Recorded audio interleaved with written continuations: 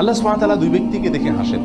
তাদের ভিতরে এক ব্যক্তি হলেন তিনি যিনি প্রচন্ড শীতের রাতে আরামের বিছানা ছেড়ে দিয়ে শরীরে থাকা লেপ কম্বল ইত্যাদির উষ্ণতাকে উপেক্ষা করে ঝেড়ে ফেলে দিয়ে উঠে দাঁড়িয়ে যান এবং ওযু করে নামাজ শুরু করেন। এই ব্যক্তিকে দেখে আল্লাহ সুবহানাহু ওয়া তাআলা হাসেন এবং তার ফেরেশতাদেরকে বলেন, মা হামালা আবদি আলা মা সানা, কিসের আশায় আমার বান্দা এত কষ্ট করছে? ফেরেশতাগণ তখন জবাবে বলেন, রব্বানা রাজা আমা ইনদাক ওয়া শাফাকাতাম মিম্মা ইনদাক, আপনার কাছে যে নিয়ামত রয়েছে, পুরস্কার রয়েছে, জান্নাত রয়েছে তার আশায়, এবং আপনার কাছে যে শাস্তি এবং জাহান্নামের আয়োজন রয়েছে তার ভয়ে এই কনকনে শীত উপেক্ষা করে আপনার বান্দা উঠে নামাজ শুরু করেছে।